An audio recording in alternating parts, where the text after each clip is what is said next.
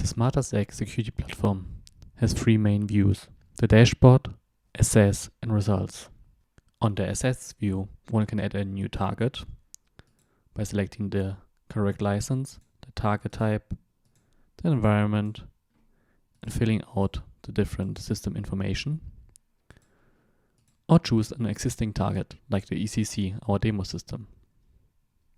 From here, one has four major test case categories to select: GDPR compliance, containing retention periods, logging, and user management; system security, containing patch management, system configuration, authorization privileges, user management, RFC communication, documented access, OS communication, logging, transport management, and network communication. The third category is maintainability and stability, with change management, system configuration, logging, inconsistencies, patch management, and interfaces. The fourth category is code security. We are now selecting only the system security category in all below categories.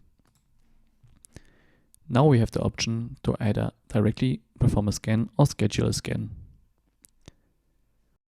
We are going to perform directly a scan by entering our SAP credentials.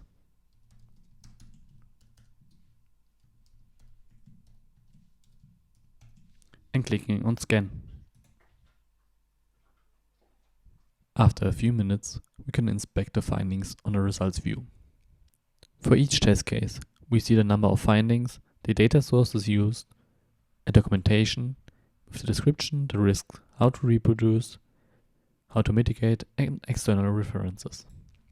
We also see the findings in detail. Within the results history, we can also inspect the findings of other scans.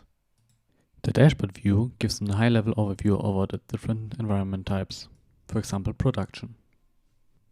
It gives us a finding trend, a heat map across the different categories, and a pie chart. We also see the different systems in this category.